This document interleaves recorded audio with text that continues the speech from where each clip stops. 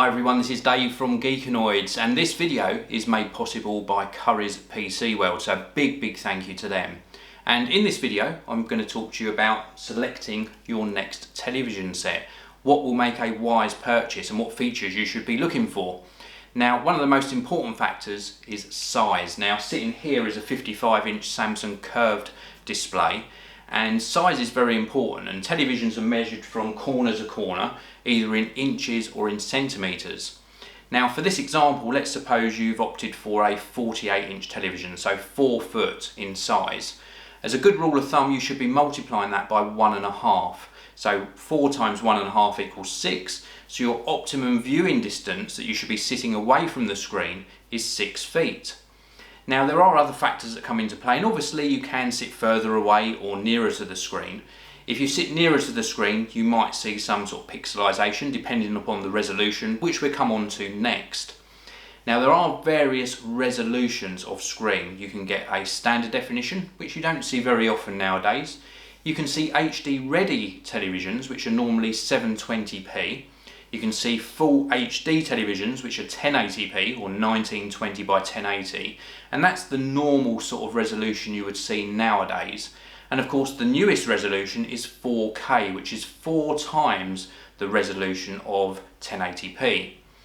Now, which should you go for? Well, depending upon which resolution you go for and what sort of content you're watching, also determines the viewing distance. If you go for a 4K set, you could in theory sit a lot nearer to it and still not see the pixels. Is there a lot of 4K content available nowadays? Well, no, there's not a lot. There are very few broadcasts in 4K, if any at all. The only real 4K content that I know of is either on YouTube or Vimeo, with some of my latest videos being in 4K resolution and some other YouTubers also recording and broadcasting in 4K. So that makes it a very difficult decision. If you're an early adopter, then I would suggest going for 4K, because then you've got the best of the displays that are available today, and it also future-proofs you a little bit. Also, even if you're watching lower resolution content such as 720p or 1080p, the televisions upscale that in resolution, so you still get a very crisp and very defined picture.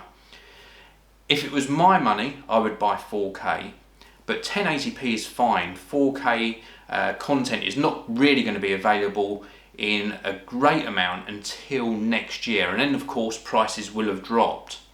So the decision's yours when it comes to resolution, whether you're an early adopter, whether you can afford it, or whether you want to wait until those prices come down a little bit. Now, the other thing to take into consideration is whether to go for 3D or whether to go for a flat screen or indeed a curved screen. Now, with 3D, it depends whether you're really into watching 3D movies.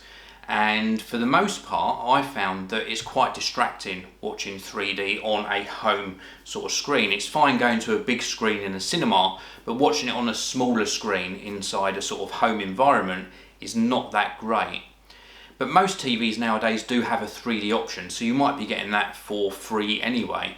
So it really comes down to, should you be buying a flat screen or a curved screen? And I think that again depends on how far away you're going to be sitting from the screen, and also the environment you're going to be viewing in. There is a very important factor here, and that is a curved screen does have a sweet spot.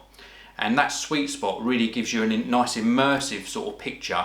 If you sit outside that sweet spot, then you can see that the screen is actually curved and there is some distortion.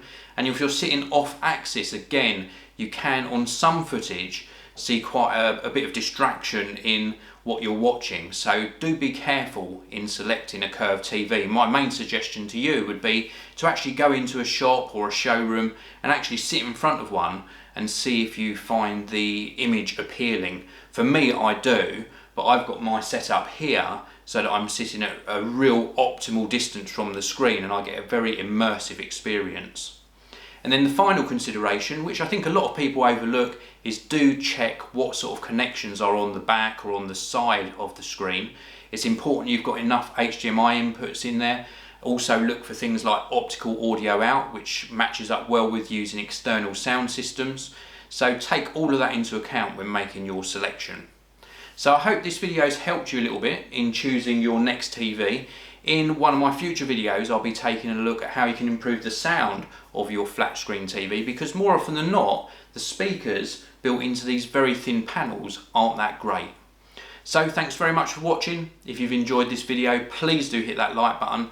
Please do subscribe, and I'll see you all in the next one.